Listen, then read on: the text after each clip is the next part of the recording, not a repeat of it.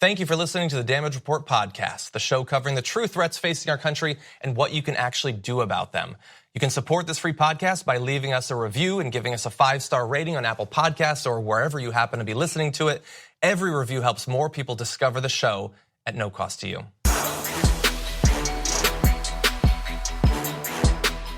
At last, it is here, Election Day, the 2018 midterms, a chance for our country to get back on the right track, or as The Onion said, get back on the other wrong track. It's finally here.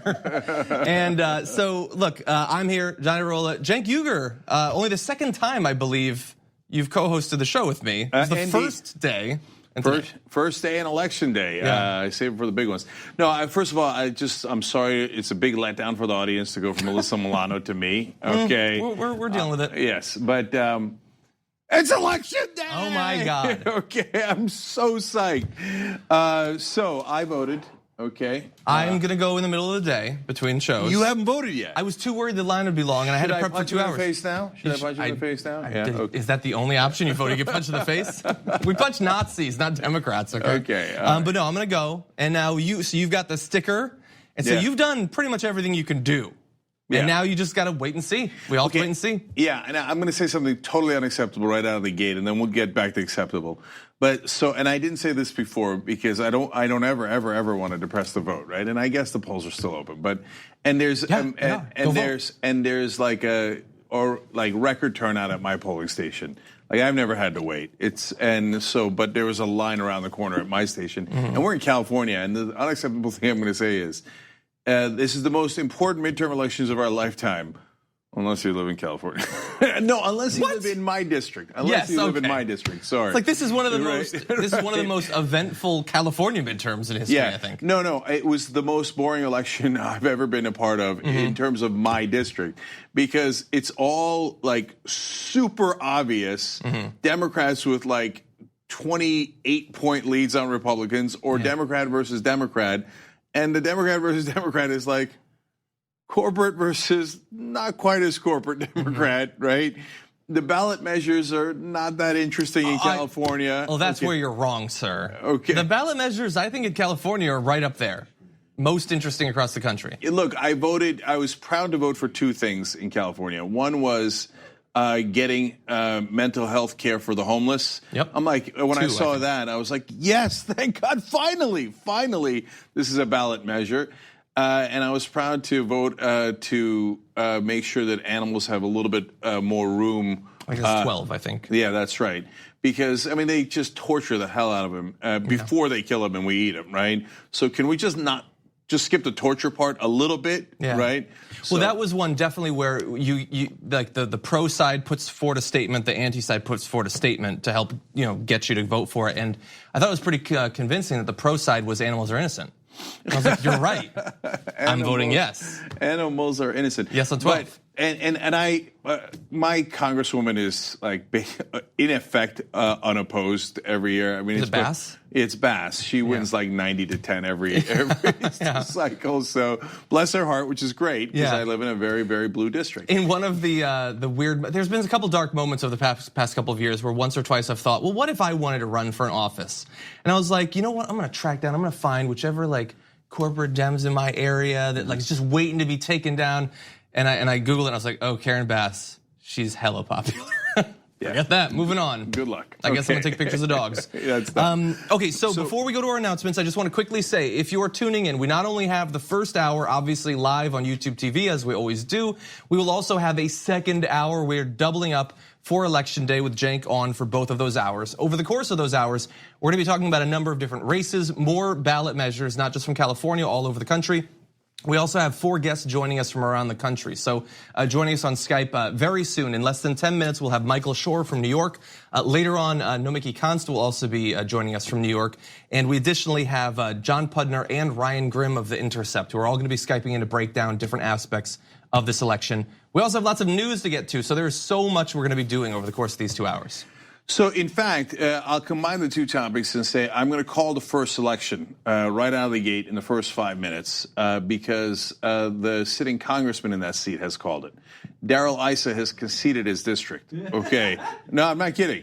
And so Darrell Issa is not running. He retired. And he admitted on television this morning, my district was never in play. Like, okay, yeah. I wasn't sure where you were going with that. No, he said it's over. The Democrats going to win in my district. And so I told you guys that Issa wasn't running because he was already beat. Colonel Applegate almost beat him the last time. Unfortunately, Applegate lost in the primary, but the guy who beat him is a very strong progressive, backed by the PCCC. He will be the new representative. I believe that's the 48th district.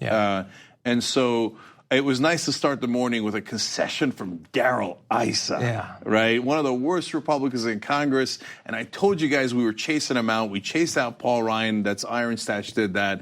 Applegate, in essence, chased out Issa. Even if Applegate didn't wind up being the congressman there, he's another Just Democrat. He chased out Issa. So we're going to get the 48th district. That's going to be the first flip on the board. There's also 6 guaranteed wins pretty much in blue districts. Those are not flips.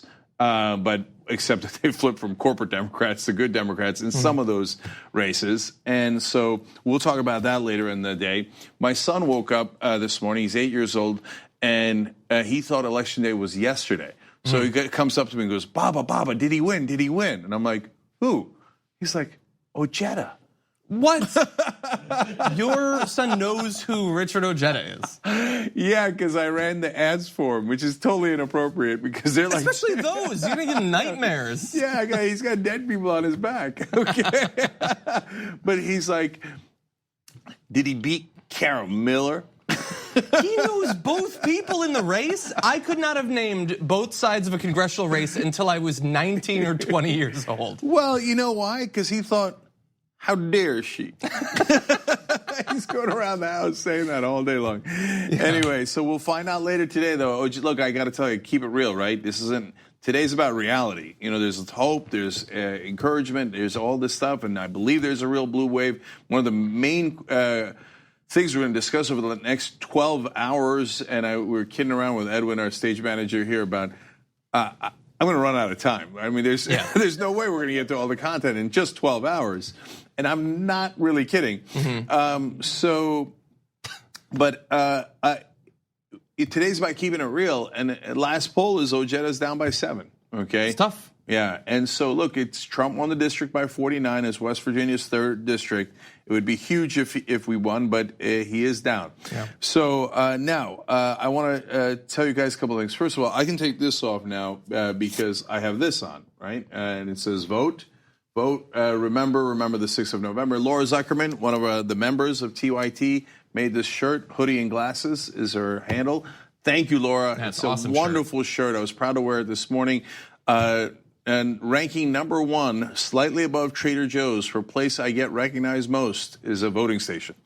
Makes sense. Politicon's probably up there too. Yeah, well, but those don't count. Right? Yeah. But so Laura, people liked your shirt at my voting station. It's awesome. I've got one. I can't wait to wear it. Yep. Can I just say, can I double down on what you said about that we're going to run out of time, even though we're doing 12 hours today? Just a sort of behind the scenes thing. I don't know if you guys know this, but we've done several thousand hours of this together. In all of that time, no matter how much or how little we produce for a show, we have never ever looked at each other and just said, I got nothing for the next 5 minutes. Like, we've never, ever not had stuff to talk about, which is bizarre. If we have any talent, that's what it is. Okay, so this is, of course, on shoptyt.com if you want to buy this, shoptyt.com. Okay, now, I want to show you the thermometer because we're going to be checking it throughout the day, and you guys have been great the last couple of days. So we were at 27,661 when we first started the membership drive about 2 months ago. We're now at 34,090. So we've added about 6,500 or so, okay? So here's my audacious goal for today, because today's a giant day, and we launched tyt.com/sponsor, which I'll explain in a second if you haven't heard about it. Can we see 35,000 today? So that'd be adding nearly 1,000 in one day. I thought you were going to say 40. Yeah. Okay. 35, very reasonable. Yeah. So when we launched the membership drive, we almost added 1,000 the first day. So it's possible. It definitely is possible. And so I would love to see that. And if you're already a member, you could do tyt.com/gift, as a lot of you did yesterday, where you say, hey, I'm going to give the gift of membership to my dad or my brother who loves the show, or my dad who might not love it, but I really want him to hear it and keep an open mind, et cetera, right? Yeah. And then we launched tyt.com/sponsor, which allows you to buy them in bundles. 10, 20, etc. And we got a toolkit for you guys on how to hand them out, or you could just hand them out any way you like, to strangers, to friends, to groups. So if you take advantage of that, it helps build progressive media. We really, really need this to be sustainable. And again, think about today. If you're enjoying our coverage, imagine what you would watch today. You'd watch, standard milquetoast anchors are not remotely excited about who's going to win and who's not going to win, whereas we're on pins and needles. So, and if you just want to do a simple old, hey, I like this, I'd like to join, tyt.com/Cenk. Even on John's show. Or tyt.com/John. Please show at least a little bit of loyalty. But yeah. And, you know what you should have told me? What? How dare you? How dare you? I'm being your kid, being him, while wearing a Fearless shirt or something like that. You might think like, well, today's the big day. We finally get to right things as a country, and that is to some extent true, and hopefully that will happen. But this is not the end of the book. This is at best the end of a chapter. After today, we still have 99% of the work to do, not just, in terms of fixing all the problems of this country, but getting ready for 2020. Like you've been saying, this is the appetizer, but the meal comes in 2 years. And before then, we need to run awesome candidates. We need to support them and promote them ahead of time. And so becoming a member now not only gets you access to all of our shows for this midterm, but gets ready for all of the content we're gonna produce over the next 2 years as we try to put our country back to where it needs to be. Yeah, and now let me tell you about the state of the elections as they stand this morning. Man, it is razor thin. On the Senate side, all the races are a toss-up. Not all, but a lot of them. And so we already told you yesterday, Missouri, Nevada, Arizona, and Indiana are basically all tied. Bredesen had closed the lead in Tennessee, not fully, but he's now in the ball game against Marsha Blackburn. Yeah. But then this morning, bad news. I look up and Bill Nelson, Tester in Montana, and even Manchin, who all had good-sized leads, now those are smaller leads. So, look, it's possible that there could be a huge swing in either direction here today. In either direction in the Senate. Yeah. So it could be disastrous if the Republicans pick up all those seats. Yeah, and by the way, if Bill or Ben Nelson in Florida can take it, he better thank Andrew Gillum so much. Yeah. Oh, yeah. So huge races that we're going to be following. We do have to take our first break. When we come back, though, we're going to be joined by Michael Shure, who I believe has been mentally tracking every single race in the country. So he's going to be breaking down some of the big ones, giving us an idea of what we should expect as the returns start to come in after. We need to talk about a relatively new show called the Republic, or UNFTR. As a Young Turks fan, you already know that the government, the media, and corporations are constantly peddling lies that serve the interests of the rich and powerful. But now there's a podcast dedicated to unraveling those lies, debunking the conventional wisdom. In each episode of the Republic, or UNFTR, the host delves into a different historical episode or topic that's generally misunderstood or purposely obfuscated by the so-called powers that be, featuring in-depth research, razor-sharp commentary, and just the right amount of vulgarity. The UNFTR podcast takes a sledgehammer to what you thought you knew about some of the nation's most sacred historical cows. But don't just take my word for it. The New York Times described UNFTR as consistently compelling and educational, aiming to challenge conventional wisdom and upend the historical narratives that were taught in school. For as the great philosopher Yoda once put it, you must unlearn what you have learned. And that's true whether you're in Jedi training or you're uprooting and exposing all the propaganda and disinformation you've been fed over the course of your lifetime. So search for UNFTR in your podcast app today and get ready to get informed, angered, and entertained all at the same time.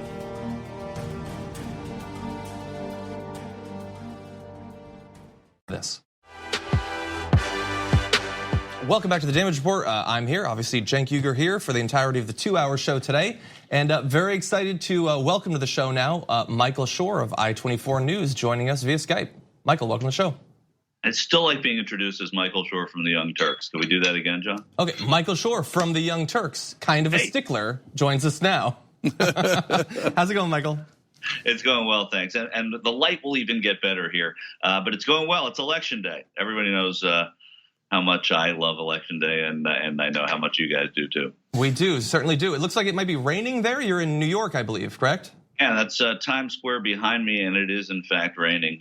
But I think Governor Cuomo and Kirsten Gillibrand will still do well in the city. Yeah, they'll probably be fine. So look, Cenk is here as well. We both have questions for you. But I've been reading a lot about across the country issues with gigantic lines and problems at a variety of polling places. And I've heard actually at New York that it's pretty common. Has that been your experience?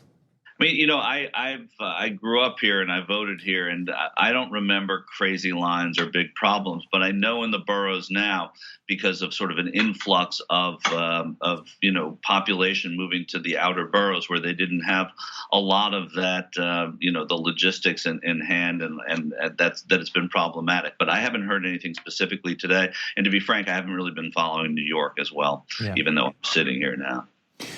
So, Michael, first of all, I think that your lighting situation is symbolic. First there was darkness, and then there was light brought to you right at the top of the day. And I want to do a correction, by the way, from the first segment. I said 48th district for Issa. It's actually the 49th district, and Mike Levin is very likely to win that seat, as Issa himself conceded this morning on television. 49th district is actually Harley Ruda versus Rohrabacher. It's another seat that the Democrats have a good chance of picking up, which leads me to my question, Michael. I know where the polling is. It's at about 26.5 seats for the Democrats to pick up, according to Real Clear Politics. I know Nate Silver has got it at 39. He went past me. I had it at 38. I think it could be all the way up to 50 Democrats who win 50 additional seats. So what's your sense of where it is as we stand in the morning? Yeah, I mean, my guess would be closer to where you are, where Nate Silver is, about 36 seats. I think the California seats are going to be interesting. The 22nd is Devin Nunes' seat. If we see Steve King go down in Iowa, maybe we think that, oh my goodness, let's see what happens with Devin Nunes in California. That's a race that Andrew Jans has been running pretty well in. 3 points was the last poll I saw there. It was an outlier to most of the polling, but still, it means that there may be a close. And then I look at a Mark Campa-Najjar in the 50th. He did 48 and 49, the 50th district. That's Duncan Hunter's district there. If you see a real rejection of a lot of these sort of Republicans that have been in trouble or are controversial, that kind of, I think, is an indication that Democrats could do even better than some of the conservative Real Clear Politics, Nate Silver type projections here. I do think there are going to be seats that are surprising, and I think that on the Senate side there may be as well. But I think when you look at the House, I think that range seems to be pretty comfortable for a lot of the pollsters. And looking at this polling too, a lot of it has changed as we've gotten close. Might be skipping a little bit. Hopefully we'll be able to get him back.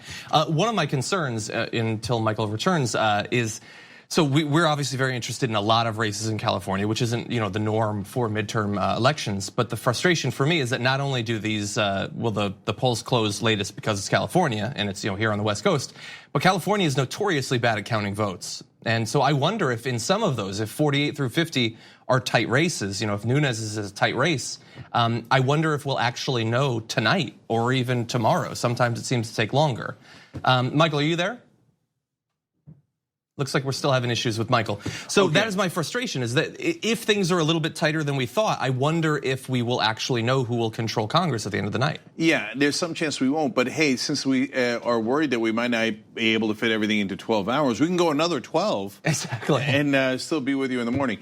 All right, no, in all seriousness, that's a real issue because these races are much more up in the air than they normally would be. Yeah. So by the time you got to California, oftentimes you had at least a sense of how things are going to shake out. And even if there's a victory for the Republicans or Democrats, you'd have some sense of the size of it.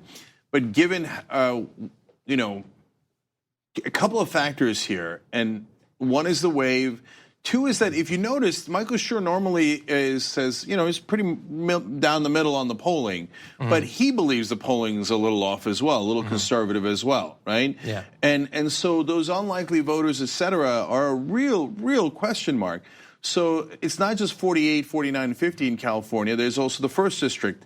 Laura Denny who's a great Just Democrat progressive candidate, and throughout the day we'll tell you about all the Just Democrats, how they're doing, et cetera. But Does she have a shot? Normally she wouldn't in the 1st District, which is pretty conservative in California. California is incredibly liberal in most of it, but the bottom and the top are weirdly red, right? Yeah. So at least they were, but maybe we wipe them all out in California. Yeah. And that would be an interesting wave. And I want everybody to know something that we talked at the very end of yesterday's show about.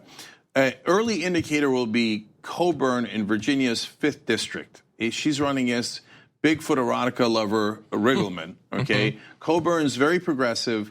The Democrats did not believe in her, did not back her because they thought she couldn't win 5th District, which includes Charlottesville. But now she's tied.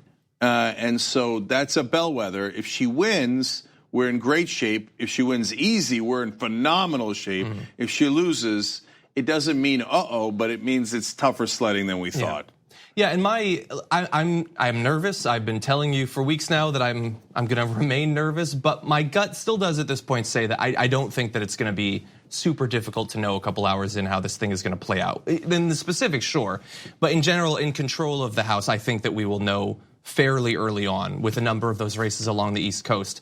My concern is that if things are a little bit tighter, and especially if the races in California are the deciding factor, and we don't know immediately how things are going to go, here is what I do not want Donald Trump to be able to do. Have the cloak of ambiguity about the results of the election to pitch things his way coming out of today. Because he's already, if the Dems take the House, he's still gonna say it was illegitimate, voter fraud, all of that. If we don't know for sure, God only knows what actions he will take in the interim. That said, we do have to take a break. We come back, we're gonna try to reconnect with Michael Shure. Hopefully we'll get lucky with that. If not, lots of other news to get to, so we'll see you on the other side. Welcome back to the Damage Report. I believe we have Michael Shure on the line. Michael, are you there? I'm here. Okay, good to see you. And with good lighting right off the bat. We don't have to ease into it. Okay, so look, you've covered a lot of elections. I am trying to prepare myself for the worst, that the possibility that tonight could not go well, and I know that there's at least like a 1 in 5 chance of that happening. As you are going to be covering this hour by hour, what do you think will be some early indications that tonight might not play out like some on the left would like? I guess if you get an early call out of Indiana, which is always called early, if you find that Joe Donnelly is down by so much in early voting and they're able to call that race early, that's a bad sign right there. If you look at some of the New York races in upstate New York and races that they're trying to flip, different districts like the 19th district, if those races don't begin to flip, you look down in Florida and the numbers coming out of North Florida in terms of the amount of people that are voting there are higher than South and Central and West Gulf Florida, then I think that you have trouble. I wouldn't say that you're going to know early what the story is, because so much of what the House races will determine the House races is happening in California on the West Coast. It's happening in other states that aren't going to report until a little bit later. So I think you have a little bit of time before you start getting depressed. So, Michael, the Senate is not getting as much coverage because it's expected to be a little bit even, not move much, and the Democrats have a harder time picking up the Senate than they do the House, even though the margin is smaller. But, you know, you got basically a tie in Missouri, Nevada, Arizona, and arguably Indiana, and you've got very close races in Tennessee, West Virginia. Well, West Virginia now closer than expected, at least. Florida, and then Montana now closer than expected. So is there some chance that the Republicans actually pick up a significant amount of seats in the Senate? I mean, if they're all tied and you don't get the waving, you don't get the unlikely voters, and those are, I mean, the polling is generally real. So is it possible they pick up 4 or 5 seats and people are like, oh my God, it turns out Trump was right. There was a red wave, at least in the Senate. Well, the trap that many Democrats may have, and obviously we won't know until tomorrow, fallen into is being hopeful about polling that was close in a number of states. And you can look at Nevada, Tennessee, and Texas right off the bat as states where Democrats said, oh, look, we're going to win these states. Oh, my God, Phil Bredesen is beating Martha McSally. Oh, look at Beto. He's within 4, 5, 6, but he's been losing the whole way. So I think that the optimism the Democrats have may be, misplaced there. And there are always reasons to think that it could go the other way. But yes, you're absolutely right, Cenk. The Republicans could certainly, and it wouldn't be a big shock if they increased their lead in the Senate by 3, 4, 5 seats. That could really happen. If the Republicans sweep these Senate races, you have to remember these are all in states that Democrats have to defend seats. They're seats that were won the night Barack Obama won re-election, surprising a lot of people that they were won by Democrats. Heidi Heitkamp is one. John Tester was not necessarily supposed to win re-election in 2012. Yeah. Claire McCaskill got lucky. So those are seats that they're defending now in a different set of circumstances. And if I remember correctly, I think Claire McCaskill might have won in 2012 by 1 point or around 1 point. It was as close as could be, even in a year that was pretty good for the Democrats, obviously. And she had Todd Akin then too, so that was a flawed candidate running against her.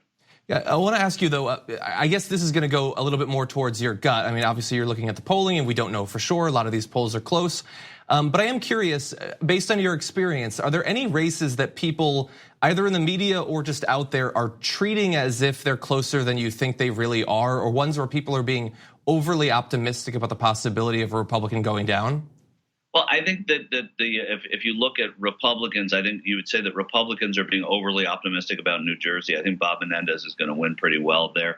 I think Democrats, if there's a surprise race tonight, there's been weird polling coming out of Michigan. Debbie Stabinov's race has tightened over the last few days. But I think the one that everyone's looking at, listen, Beto O'Rourke has gotten a lot of attention. He's run an unbelievable campaign. Going down and seeing him campaign in person was something really unique and certainly exciting for people who want to defeat Ted Cruz. But again, I said it before, the polling has really, there's never been a poll that's been great except one that shows him within 3 or 4 points. But he's been losing the entire way. I think that one of the races that I'm looking at, I don't think they're being overly optimistic, but Andrew Gillum has done something pretty special in Florida.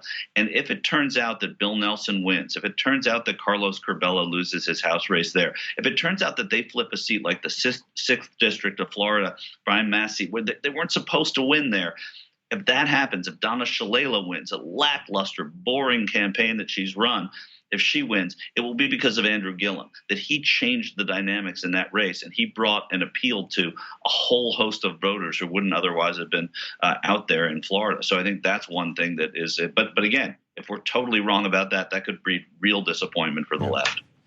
So, Michael, there's a battle within the Democratic Party that isn't getting a lot of attention right now, understandably, because we're all fighting the White Walkers. But there is division on what's the right strategy to beat Republicans. So one school is the conventional wisdom school, which is you run more conservative Democrats in more conservative areas, both states and districts. And so that's the Heidi Heitkamp, Joe Donnelly camp, right? The other school is the new school, which is progressives, saying, no, you run real hardcore populist progressives in red districts because populism is the right answer. So that's Richard Ojeda in West Virginia's 3rd, Kara Eastman in Nebraska. If it turns out Ojeda and Eastman win and Heitkamp is already going to lose, but Donnelly might, and let's say he loses. I don't want him to, but let's say. Does that change anybody's mind in Washington, or are they just going to go, nope, I don't believe it. You should still run establishment Democrats who are as close to Republican as possible in red districts? Well, it doesn't change it on a dime, but what it will say is that there are other ways of doing this. And I think Kara Eastman and Ojeda are good ones to look at for that. I do think, though, that, the fight isn't as much of a fight when you get out into the country and you start talking to people, because a lot of people don't know what's going on. It's really the micromanaging that has done that. So it's still got a little ways to go before the party and the people in the party say, yeah, we should start running progressives everywhere. And I also think there's something about a midterm election where strategy comes into play. You look at Kara Eastman, you look at Ojeda. they're in races that weren't going to be paid attention to as much by Democrats anyway. There wasn't going to be a candidate that they put in those races, the Democratic Party put in those races, that would have competed from the quote unquote, I don't like the word, but the establishment candidate going up against the establishment or elected incumbent Republican there. So it's not like it was an either or in those cases. It was let's just put this person here. Now, of course, Kara Eastman had a race. There was a race in the primary there, but it wouldn't have been a race, I don't think, that in a general election the Republicans would have spent a ton of money on. The Democrats would have spent a ton of money on either. I do think that their candidacies being successful, even in losing, I think will awaken Democrats to say we don't have to play by the same set of rules in every race the way that we have. Kara Eastman came close, or Kara Eastman won.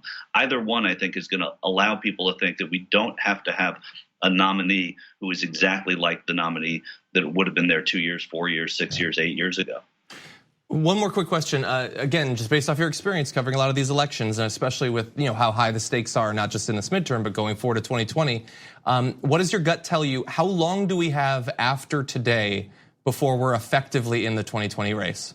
Yeah, I think probably, well, first of all, I think that you're going to hear from Robert Mueller in the next few weeks once all the dust settles from what happens today and tomorrow. I think there are going to be some recounts. I think there are going to be some races that are fought longer than just tonight and tomorrow. But I do think once you hear from Mueller and once the posture of the next House, who the leadership's going to be, I think that's going to matter a lot. But I think starting after the State of the Union in January, that in February of next year, you're going to hear Democrats starting to declare that they're going to run for office because it's going to take that long and the races start that much earlier. It's less than a year then till the Iowa caucuses. And I think that this stuff is starting a lot later. So I think that's when you're going to start hearing who is going to run for office. And I think if you're going to mount a challenge to Donald Trump as a Republican, you have to start that early as well. I'm sure John Kasich, once the governor's race in Ohio is decided, is going to be a part of that. One thing to remember, too, that's really important tonight are these governor's races. And people don't understand that, but the governor's races in 2018 matter so much about the House races in 2022, because that's when the new districts are going to be drawn. Yeah. The more districts that Democrats win, the easier it is going to be for a 2020 Democrat, if they win, to govern because of the 2022 layout for the House. So this is a lot of inside baseball stuff, but it's really important to remember how important these governor's races are tonight. And Democratic pickups there mean a lot for what the House and Senate will look like and what the House will look like in 2022. And certainly in the cycle, we've got a lot of great candidates in those gubernatorial races. Well, Michael Shure, we do have to go, but thank you so much for joining us. It looks like it's going to be an exciting night. I miss you guys. All I want to do is be there tonight, but I have other commitments, electoral commitments. So agreed. We'll talk later. Have a good one. And we're going to take a short break. We come back. Hopefully, the Intercept's Ryan Grimm will join us. More on the election after this.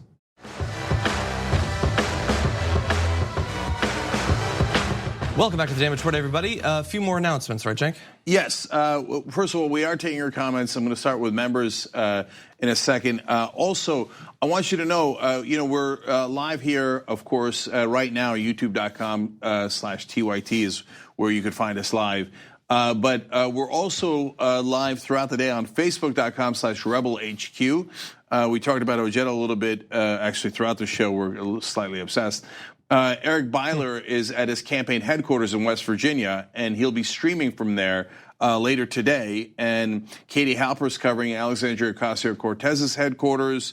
Nomiki and Francis are in New York. And then MoveOn's helping us with the stream at Randy Bryce, Kara Eastman, Beto O'Rourke, Andrew Gillum, Stacey Abrams.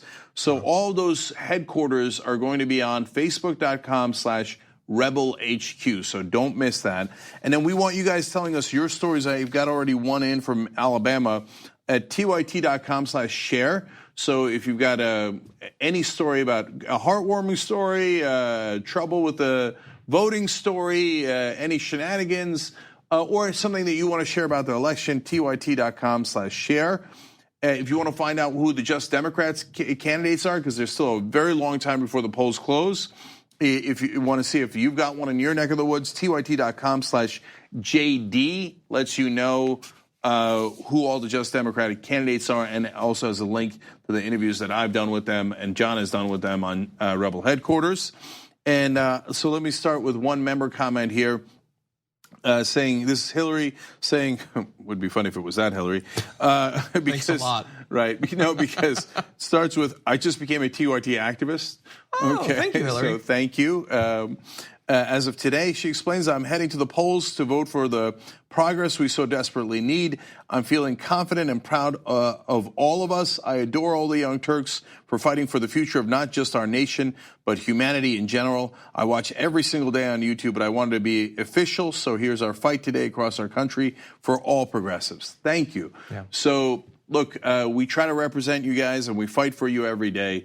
So if you're a member, then you are a Young Turk and you make this possible. So tyt.com/join to become a member. Thank you.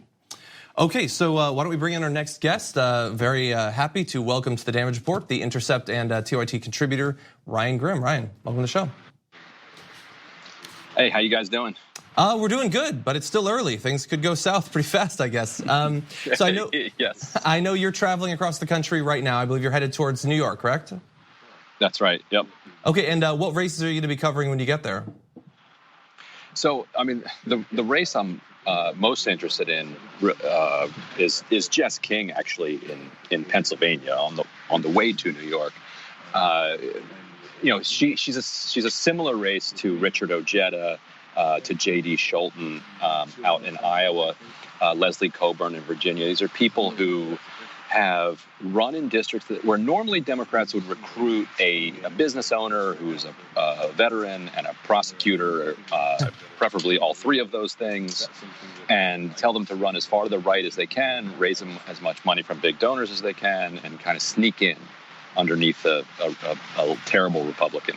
Instead, they're all running on populist platforms, and Jess King is doing it in a unique way in that it's all local organizing. Like a lot of people have gotten a lot of help from around the country, whereas hers it's really an organic kind of Amish country uprising that's going on out there, and people are telling me that the turnout is just incredible so far. So I want to talk to you. You sort of got into it with your first answer, but your most recent piece on the Intercept, where you talk about sort of the rejuvenation of a new form of the Democratic Party. Could you explain what your thesis was there? Yeah, like when Donald Trump was elected, the first that you heard from Democratic leaders was, it's too bad we lost, but when you lose, it's time to compromise, and maybe we can work with Donald Trump on an infrastructure bill, even while he builds internment camps. And the kind of grassroots of the Democratic Party said, no, how about we oppose this guy up and down the board? And a lot of them had not been active in the past, and they blamed themselves in some ways for what happened and said that we're not going to let that happen again, and have turned themselves not just into voters but into organizers. Yeah.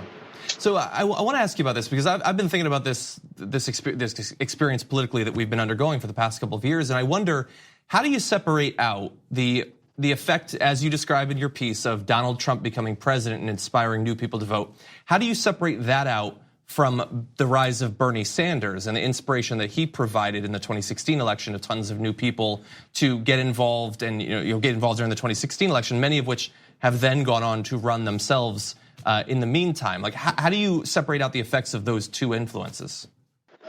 So I think they're related phenomena, and a ton of the people who really got involved after the election, inspired by Trump, a lot of them were Hillary Clinton supporters, but they were very kind of mild supporters. They loved the idea of the first woman president. It was something that they'd always wanted to see in their lifetime, but they agreed with Bernie when it came to his platform.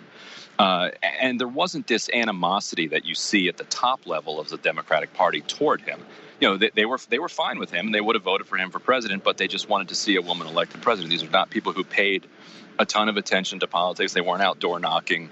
And so they have become natural allies now with the people who supported Bernie Sanders in the primary. And what that means is that basically the entire voting base of the Democratic Party is aligned behind these kind of Sanders principles, but it's only at the top that you have people who are pushing back against what Sanders believed in. So, Ryan, real quick, I want to ask you, look, has any of this broken through to the Democratic leadership? The fact that James Thompson did better than Ossoff, the fact that Kara Eastman beat Brad Ashford, the fact that Ojeda has closed a 49-point lead. Has any of that broken through, or, like, keeping it real, in Washington, is it still at a 0? Like, no, not interested.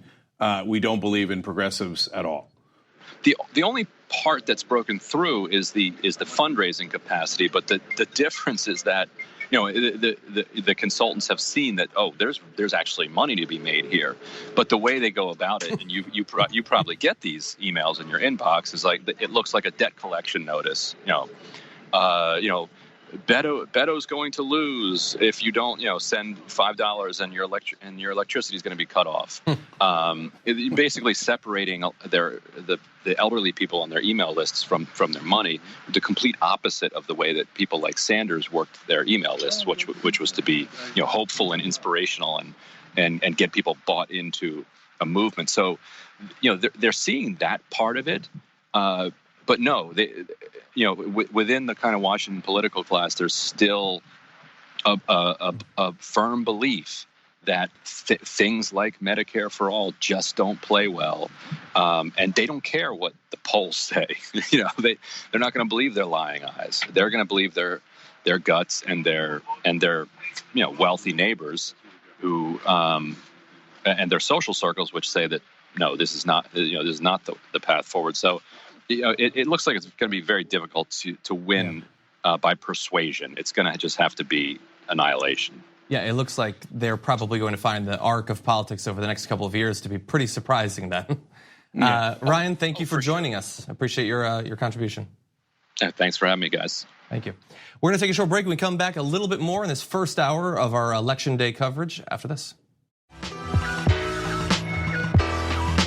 Welcome back to what remains of the first hour of the Damage Report's Election Day coverage, a day where hopefully at this point you've already gone and voted. It is tremendously important. It is one of the most powerful things you can do to shape the path of your country and the world, indeed, because we're such an important one. But your vote is not the only source of power that you have. You also have your money. And where you choose to put your money, what use you put it to, is important as well. And that is why we recommend using Aspiration, a financial institution with a conscience. This is an environmentally friendly financial institution where your money can go to actually making the country a better place on a daily basis. So use your vote, use your money, put it in the right place and to the right use. You can go to aspiration.com/TYT to start adding a little bit of conscience to the way your money is used today. Now, with that said, I do want to also mention, we've been talking, like our analysis throughout has been the polls are super close in some of these races. They're pretty good in other areas, but we don't know exactly how it's going to break. And so I have been off looking at any indication of how that's going to play out that I can. I did see one interesting thing this morning. It's probably nothing, but NBC Politics tweeted, according to Google Trends, Donde Votar is the top trending search on Google in the US today, up 3,350%. So that is where to vote. I mean, come on, how awesome is that? Okay. Now, look, keeping it real, there's a lot of concerns about the mobilization of different groups. Like, will the youth vote actually turn out? Will the Hispanic vote turn out? I did see one thing that scared me a little bit. So in Texas, early voting is up significantly. But I also saw a ranking of the counties of Texas, and the two at the very bottom were the highest percentage Hispanic counties. So that was a little bit disconcerting, but hey, Google Trends, some good news for you. Yeah, that is, I don't know that there is a sentence in the English or Spanish language that puts more fear into the Republican hearts than Latinos typing in where to vote today, okay? And so let's go get them, brothers and sisters. And I've said this a lot, including yesterday, especially for Latinos. I mean, look, now it's for Muslims and Jews as well. It's always been the case for blacks, but they came for your family, man. You're gonna do something about it, or you're just gonna sit there. And I'm not in the sit there group. That's not how we roll. Yeah. And so if you're in those groups, the attacks are deeply personal, and I just don't understand people who just sit back and take it. Yeah. So we actually have a great outlet. It's called voting, and it's today. Yeah. Right? So you don't have to do anything crazy. You don't have to do anything stupid like the right wing does. All you got to do is vote. It's actually incredibly powerful. And in situations like this, it actually works. And I know that people get frustrated, especially young, because it seems like it never makes a difference. You've got to trust me, man. I think we've earned that trust over the last 16 years. This is the one time it definitely would make a difference. Definitely. We desperately need to correct course as a country, and we've got an amazing opportunity for that. And along the way, like we say a lot of times, there's some candidates that you gotta support, even though we don't love them. We challenge them in the primaries, but now you gotta vote for them. But in huge portions of the country, you do get to be enthusiastic about these amazing candidates for House and Senate, but also for the gubernatorial races as well. There are more awesome candidates than I can remember. Now, that said, Cenk, thank you for joining us for this first hour. The second hour of the Damage Report election special continues after this. Welcome back to hour 2 of the Damage Report midterm specials, kicking off a full day of coverage of these midterms here on the TYT network. And Cenk, I think you wanted to give people more information about how that's going to go. Yep.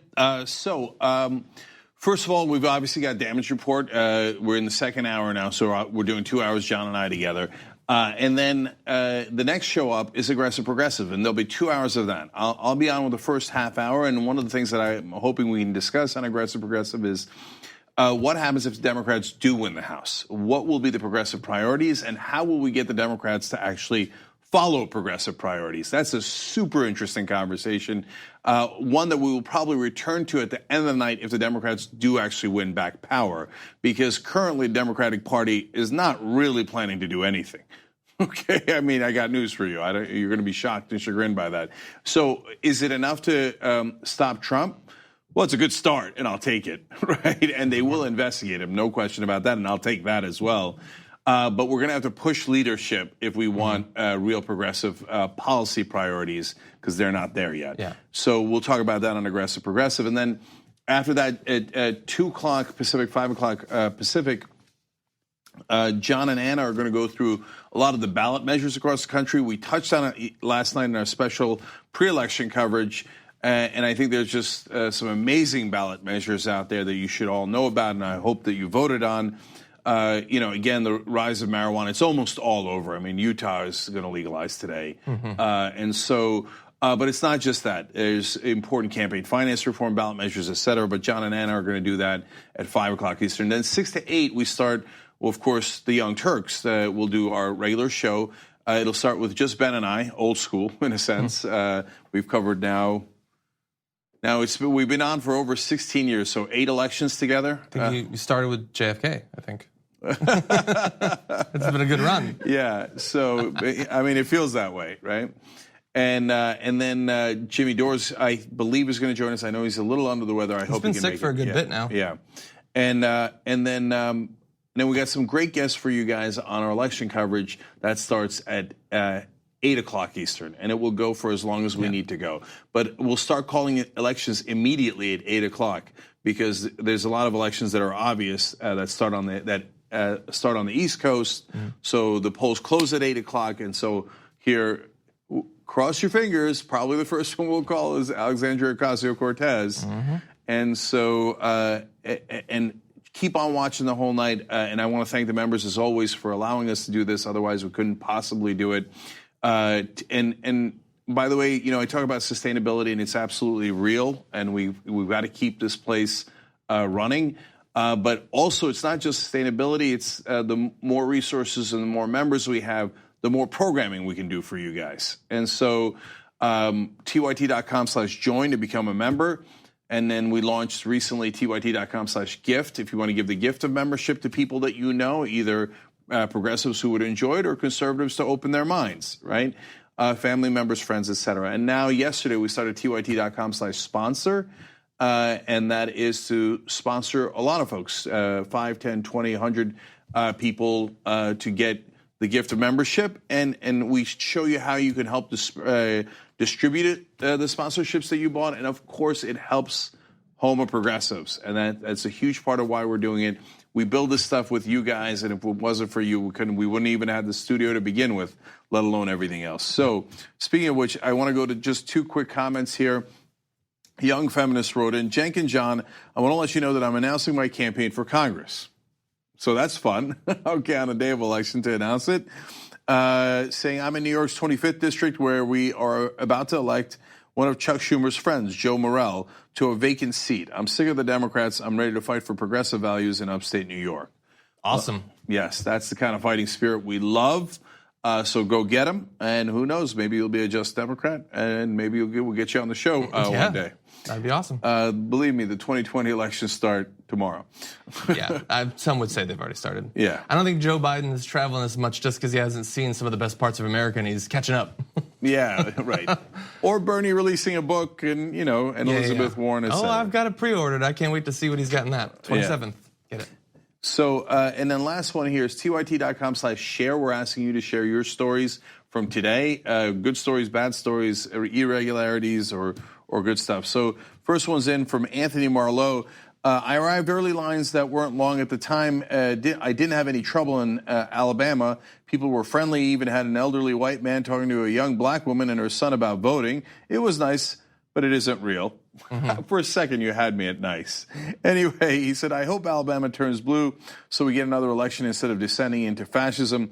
Many Republicans running unopposed here, and it's a sad state of affairs that a Republican candidate for governor is still paying Robert Bentley's legal bills. Anyway, it's my birthday, and TYT doing a 12-hour show is a great present. Much love, Anthony. Awesome. Much love right back at you, Anthony, and happy birthday. Awesome. All right, okay, John, lots to talk about if you guys get that first video ready. We're in the last push in this election. Just a few hours left to go in voting and all that. And we're trying to make clear what the stakes are. And Donald Trump is trying to do the same, but he's having a little bit of trouble doing so, as you'll see. Democrats gain power on Tuesday. One of their very first projects will be a socialist takeover of American health care. You know what's happening, and your taxes are going to triple, maybe quadruple. You're not going to be happy. I know you will. The Democrat plan would obliterate Obamacare. It will also, which is good, but leave the bad parts behind. It will destroy Medicare. Okay. Nobody knows what he's talking about. Yeah. So, I mean, let's just take it one at a time, right? Well, I thought you wanted to destroy Obamacare. Are you jealous of what the Democrats are doing? No, he got confused with his lies. Like he just lies so regularly, and they're going to destroy Obamacare. We're going to protect it. Wait, no, that's a bridge too far. Okay, fine, but it's not going to destroy it enough. I love the delayed reaction on him getting that he said something wrong. He's like, they want to destroy Obamacare, which is good. But leave the bad parts in. So what I believe probably happened is he meant to say they're going to destroy Medicare. That's the lie he wants to spread. He doesn't want you to know that he wants to destroy Medicare, so he's saying that they will destroy Medicare by making Medicare bigger and more powerful than ever before. So it is, of course, absurd, but he can't actually say, oh, I misspoke, and correct himself, because he can't ever make a mistake. And so he instead has to go around in circles and nobody in the room knows what's going on. But it's actually not just a slip of the tongue, and it's not even just a Freudian slip. Like it's more significant than that. And why? Because it goes to the heart of why Donald Trump lies in the first place. So throughout the 2016 campaign, he said over and over again, he said, oh, I'm going to protect Medicare and Social Security. Now, that wasn't true. He keeps saying now, we're the ones who are going to keep pre-existing conditions in place. That's literally not true. The plans that they propose would end coverage of pre-existing conditions, absolutely. So, so why does he say those things and then take action to the counter? Because his donors and all of his swamp allies, they want to cut Social Security and Medicare and give more tax cuts to the rich. They don't. The insurance companies don't want to cover your pre-existing conditions because then they don't make as much money, and they give a tremendous amount of money to the Republican Party. But he knows that Medicare is popular, Social Security is popular, and here, right there, he knows that Obamacare is popular, that they couldn't kill it. So he went to a lie too far, where he's like, I'm going to protect Medicare and Social Security. Who cares? I keep lying, right? And Obamacare, the Democrats want to destroy him.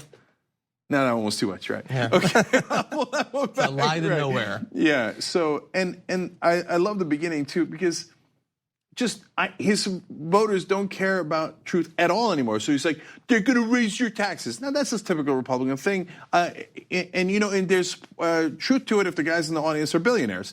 Okay, so but he can't help himself. They're probably going to triple it. or quadruple your taxes. I mean, that's so preposterous. No one in the audience even believes that, right? In his audience believes that. But they're having fun, and they're like, oh, we know our guy's a liar. Yeah. And we know he's pathological.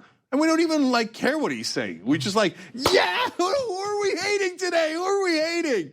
We're hating those Democrats who are trying to take away our Obamacare. That's it. They will accept anything out of him. He said a couple days ago, I keep more promises than I make. I mean, there's a lie built into every sentence. There's a lie built into the premise of that sentence. And it's about how he doesn't lie. Yeah, to be fair, there was a thin line of blood leaking out of his ear as he said that. I think he needs to see a doctor. Okay, so we're gonna take another break though. Lots more guests to come, one after this. Welcome back to hour 2 of our election coverage. I wanna ask you now, before we transition to more stuff to do, 2 quick things. One, if you're not already a member, and I know many of you are, today is absolutely the perfect day to do it. Imagine how strong a signal it would send, not just politically around the country, but to the mainstream media if TYT's membership absolutely blew up as progressive candidates do all over the country. That would be awesome, so go to tyt.com/John to become a member today.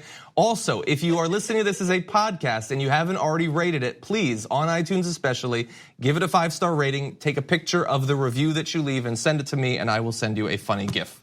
With that said, you've got some comments, right? I do, and I want to give Brian Stelter at CNN some credit because he wrote an article about where you can watch coverage. And look, at CNN, they got coverage too, but they mentioned the Young Turks as a place where progressives come to watch. So I'm shocked at that. Yeah, so bless their hearts. So we'll always give credit where credit is due. So we're asking you guys to comment about your experiences on Election Day as well at tyt.com/share. And we've got Jess writing in, activist member residing in Wisconsin. Thank you for being a member and being an activist member. There's Insider and Activist. Insider's $4.99 a month. Activist is $10, and you get a little bit more in privileges and stuff that you get as being an activist, but it also helps build home and progressive. So thank you, Jess. Anyway, to continue with our comment, voted this AM, and poll workers told me it's been busy, and especially for midterms, and moving along smoothly as well. Also have an idea for a hashtag #IamTYT. Let's get it trending. Jess, I love it. In fact, that's the very first campaign we ever did to build this studio, where the audience gave us $425,000. Otherwise, this place was literally empty when we came in.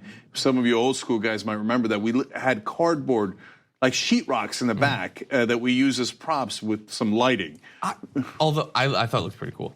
Yeah, this is awesome too. But that was pretty cool, actually. And but Jess, I love it. Let's do it again. #IamTYT. And if you want to explain why you feel that you're part of the Young Turks, you are the Young Turks.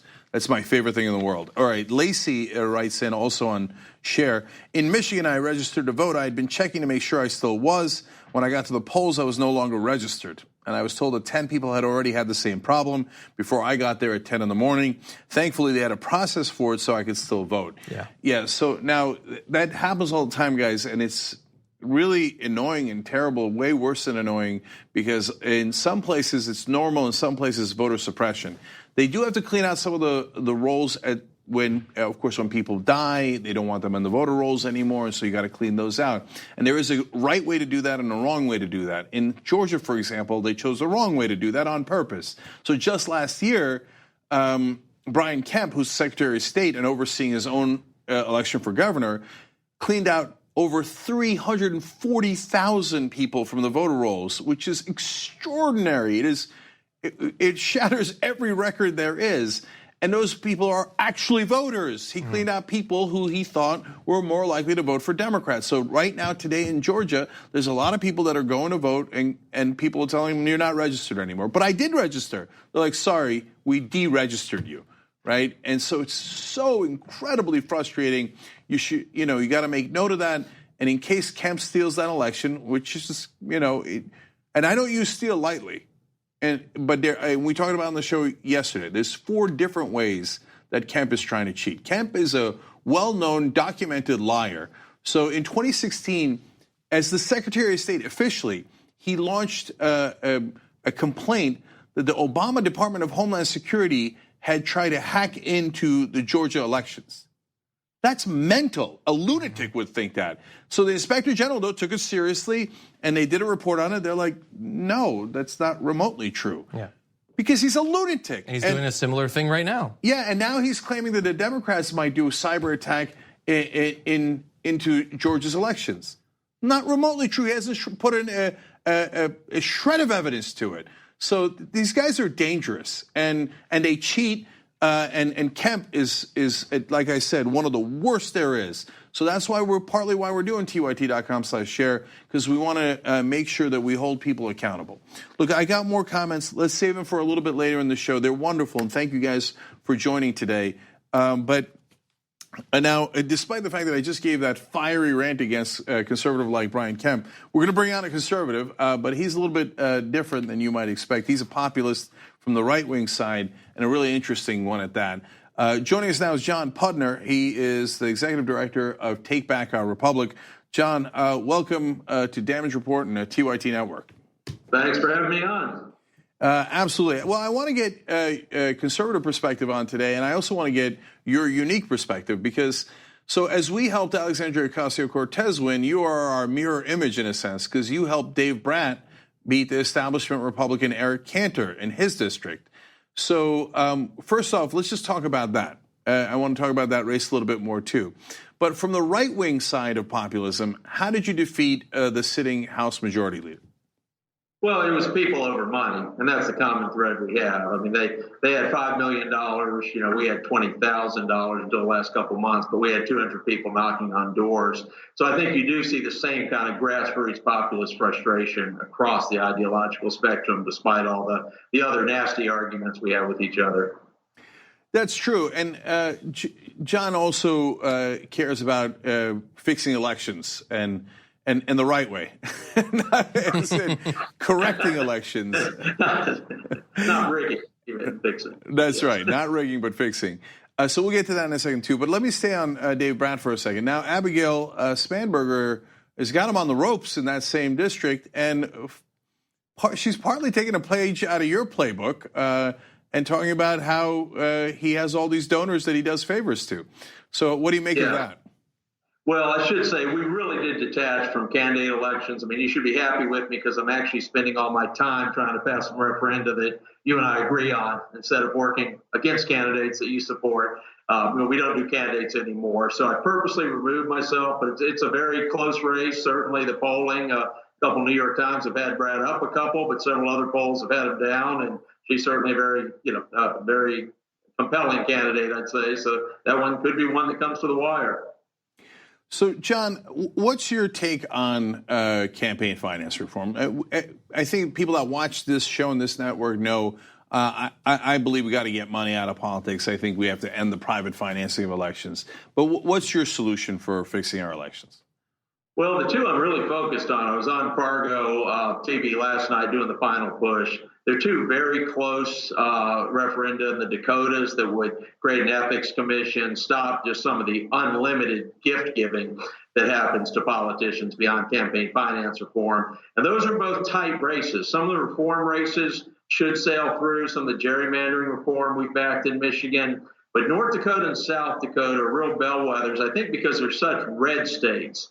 And they're both at 43% approval, which is ahead. But the no vote tends to come out at the end when big money's being spent to distort. So I'd ask people to watch that. I think you'll have reform victories in Michigan and other places. I think the Dakotas are the close one. If we can win those races, with a pretty red voting populace, I think that would show the widespread support for campaign finance reform. So, John, I wanted to ask you a question.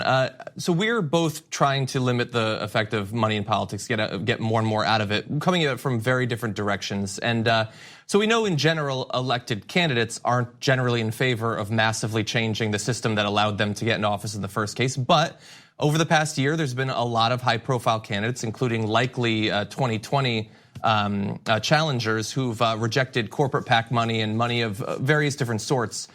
Generally Democrats, though. In your experience, you're coming at this from the right. Is there any movement or momentum on getting elected Republicans to take strong stands against money in politics? Yes, and the Virginia legislative races last year were very important because, of course, that was a blue wave. And what you really saw there is any candidate taking money from Dominion Power seemed to lose, even in a safe district. And a lot of Republicans got that message there and not taking that particular check. So you're seeing that kind of thing. The other thing I'm pointing out to the conservatives who thought this was just a huge advantage for them to have this unlimited, First Amendment myth on never limiting money. Nick Silver, I don't know if he'll be right or wrong this year, but one thing he has calculated is Democrats are going to probably get at least 5 more seats just because of the money disparity in the last month. So for the Republicans who knew this was a bad system but just thought it was their advantage, I think they need to question that at this stage and say, hey, if the money were even, they'd probably be 5 seats better off tonight than they'll actually end up, whatever that number is. Well, John, I mean, it seems like the number one complaint that conservatives have is George Soros. And what's the problem with George Soros? He puts money into politics, right? So let's get the Soros money out. Let's get the Koch brothers money out. Tom Steyer. Tom Steyer money. By the way, John and I, we didn't get to it, but we had prepared this story last week. Of the top 20 donors in this midterm election cycle, a huge percentage are liberals. It's well over 50% that are liberals. Now, the number one guy is Sheldon Adelson. He's a conservative. But, you've got Soros and Steyer and so many others that you've never even heard of. But it's insane to have this bidding war, an auction between rich liberals and rich conservatives, and leaves out the voters entirely. Now, so that's partly what we agree on. But as people listen to this, I mean, look, you support Dave Brandt. I don't agree with Dave Brandt at all on any of the politics. So that's clear that you're a conservative in that sense. But how else are you conservative? So I just want people to understand it's just not an agreement fest on the other policy issues. Yeah. We want things to be driven by populism. Our vision is that Americans at some point in the near future once again believe that their elected officials are representing them and not out-of-state donors. So you hit the point directly. Now, for me, I'd like to see them representing conservatives in a lot of red districts, but I want them to represent whoever their constituency is. But the idea that a Democrat's real constituency is in New York, and perhaps Republicans in Texas, wherever the big check writers are around the country, that's what we want to break down. So I think saying getting money out of politics, that's a means to an end. Curtailing certain money, the real end is no one believes anymore they're being represented, and a republic just can't function long term if the people don't believe their representatives are representing them when they go to Congress. So, John, would you be in favor of a convention where both conservatives and progressives get to propose amendments on campaign finance? I do, and I hear these arguments, from the left. Well, they'll outlaw abortion at one of these. From the right, they'll outlaw guns. And not to get too far in the weeds, but you only need 13 states to stop anything from happening there. I think money in politics is one of the only things at a convention where you could get 38, 39, 40 states to agree on things, and that's what it takes. And so the biggest argument against it is, well, what if it's a runaway convention and it does other things? No, I think when people are this fed up and they don't feel like the stakeholders who, as John said earlier, one with the existing system are willing to change, you need to take these kind of dramatic matters.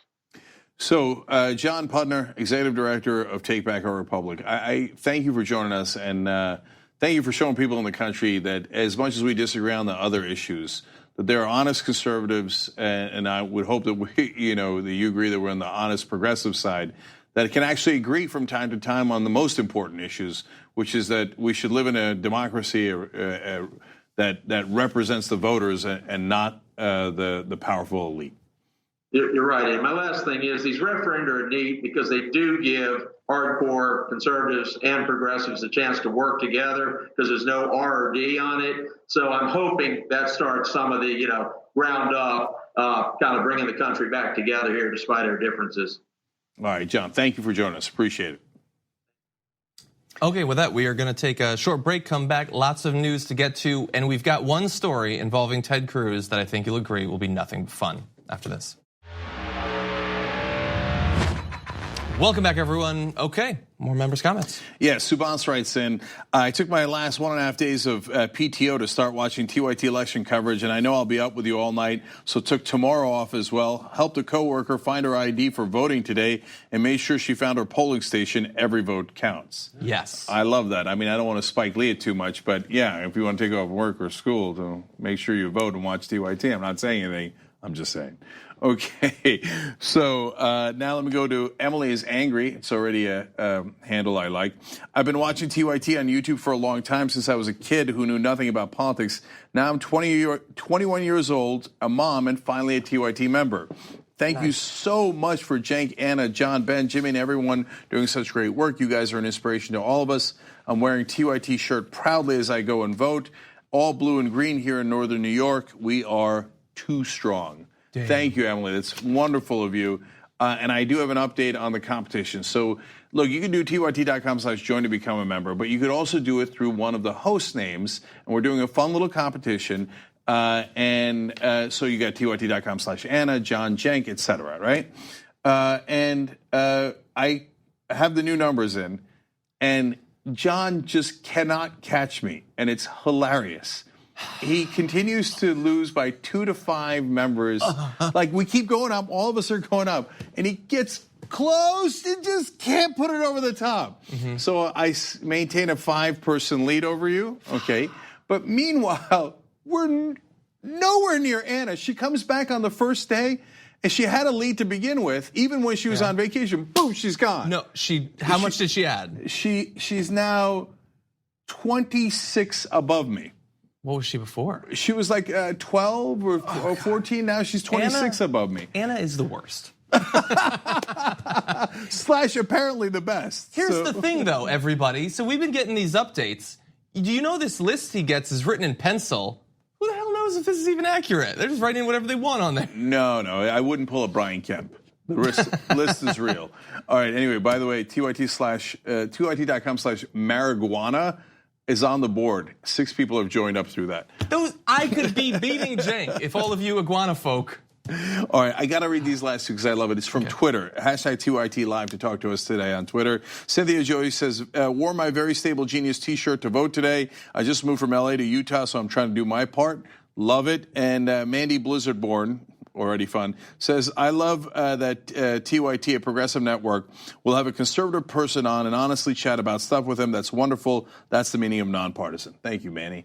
Mandy, referring to the guest we just had on, John Pudner. Speaking of guests, John, take it away. Okay, we're going to have a guest in just a couple of minutes. There's 1 or 2 things I want to get to really fast. You got the video ready? We here at TYT very much want Ted Cruz to go down. And he's, I think, given Beto a great shot. A lot of fumbles that he's made in the campaign trail. He decided to do an interview with an opposition figure, an opposition dog, actually. And it got pretty fun, as you'll see. And 2, I just want to say to Triumph, my advice is walk away. Walk away. And just remember, it wasn't the Republicans, it was the Democrats that took you into the vet to get fixed. And there is freedom on the other side. I support spaying. I support spaying and neutering, just like Trump did to you. Come on. Dude, doggone it. Doggone it. He crushed him. Dude, don't do it, man. You think you're going to outwit a comedian, a comic who's been doing it for a long time, even if it's a dog? Bitch, please. Okay. Yeah. Oh, he just got owned. And look at his face. He thinks he's scary. Oh, I'm so clever. I'm so clever. And then when he said, oh, you got neutered. Yeah. No, not as much fun at the end there. It's true, I did get neutered. Okay, really fast though, on Beto, he's been a very inspirational figure inside of Texas. That is coming out on election day with the sorts of people that he's driving out to vote, in some cases for the first time, and in some cases under very difficult circumstances like this. You were here when Beto came to cast his vote, and you told me this was very emotional for you. Why? Well, because I wasn't expecting it, and because we think he's pretty important, and we're honored that he was here. Why is he so important? Because he represents everything that Donald Trump isn't. He represents everything that Donald Trump isn't. So that woman obviously is a senior citizen. She had to wheel herself out to vote. She had to wheel her oxygen tank along with her, and just happened to be surprised by Beto at the polls. And you can see obviously how much it's affecting her. So super high profile, important race, which we're going to be tracking throughout the day. And one of the top issues, in fact, the top issue for Beto in this race was healthcare. Yeah. And obviously that matters a lot. That's his district. That's why he was voting there. And she was emotional because she got to see him as she was voting. And that is pretty neat. And look, that's what's part of what's wonderful about our democracy, right? That we all go vote. He votes too, right? And he votes right next to you. Yeah, and it's great to see someone so invested in a candidate, not as a result of them telling them that the media is fake and you should hate this person and go kill that person. Okay, with that, we do have one more guest. We saved the best for last, certainly. Nomiki Konst joining the Damage Report. Nomi, welcome back to the show. Hey guys, that's so sweet. Well, Way to make me cry right before I come on. Well, it's a pretty emotional day, and we're very glad to have you here. Are you in New York right now? I am. I'm in Astoria in our very, very small campaign office. For someone running for office, it's a pretty quiet day here because it's election day. So there's not a lot you can do other than make phone calls and knock on doors and then just wait and pray and hope that everything turns out great. So you are running for a New York City public advocate, and that is obviously a race that we're going to be talking a lot about. On today's election day, though, New York has some very important candidates that have been getting a lot of attention. What are you looking to see happen, both inside of New York and around the country on election day? So in New York, it's interesting because we, for those of you who don't know, and I did a lot of this reporting at TYT, we had this thing called the IDC. It was 8 Democrats who were conferencing with Republicans, and they were primaried after many activists organized for years. They were primaried in September, and almost all of them lost their primary. Now, there's still one more on the ballot here in New York City, Diane Savino, who's being challenged by Jasmine Robinson in Staten Island and parts of Brooklyn. But our state Senate is about to turn. So it looks like one of the key races in New York City is going to be with Andrew Gennardis, who's in Bay Ridge, Brooklyn. He is running against the only New York State senator in New York City who's a Republican. And this guy is not your, pro-business Republican. He's kind of crazy. I mean, you just Google the guy. He's Marty Golden. His chief of staff helped organize that Proud Boys event that you may have seen go on social. Andrew's a progressive. I've personally,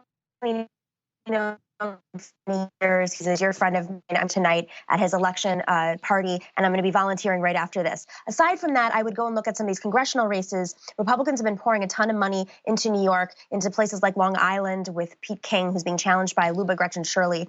And the effects of that are the Republicans are putting so much money into that area in Long Island that it's affecting down ballot.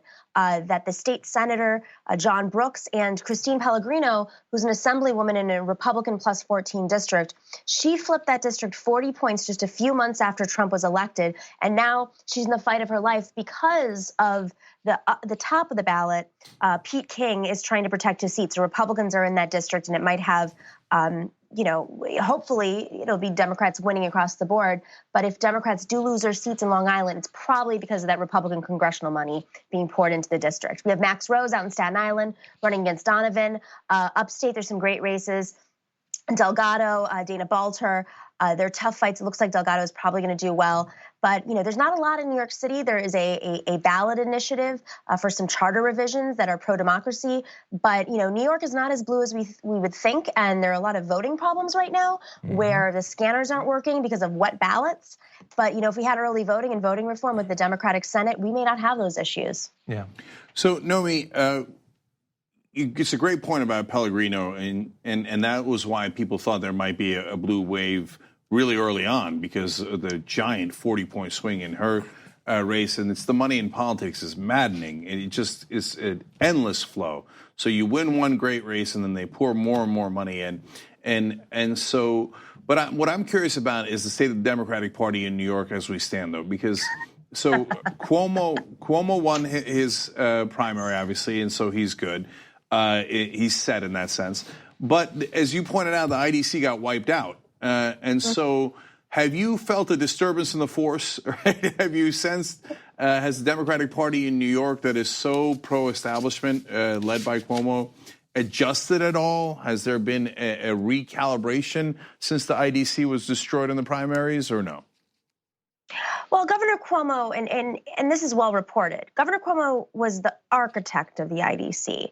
You can go back to early articles from a few years ago where he took credit for the IDC, that he designed it. This is not like, who's really behind it? No, he openly said he was behind it, but now he's against the IDC. He flipped very soon as he saw that they were, that the IDC was potentially not going to win. He wanted to be with where the wind was blowing. So he is out there. He did a rally with Andrew Gennardis yesterday. He supported him, but so did the progressives. He sees the wind is blowing towards progressives. Now, institutionally within the Democratic Party, does that mean that the Democratic Party will start funding more progressives? Probably not, but that's why it's important. In the next state committee elections, we get progressives in New York State running and going out there and petitioning to be on state committee, because the Democratic Party is a reflection of its voting members, just like the DNC is, just like the county committees are in the counties who select so many candidates.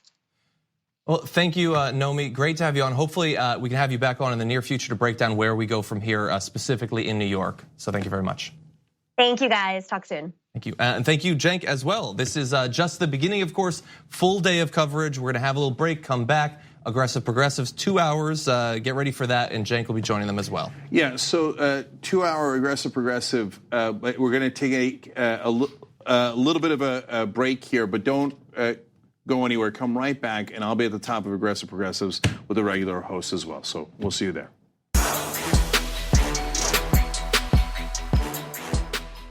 Thank you for listening to the Damage Report podcast, the show covering the true threats facing our country and what you can actually do about them.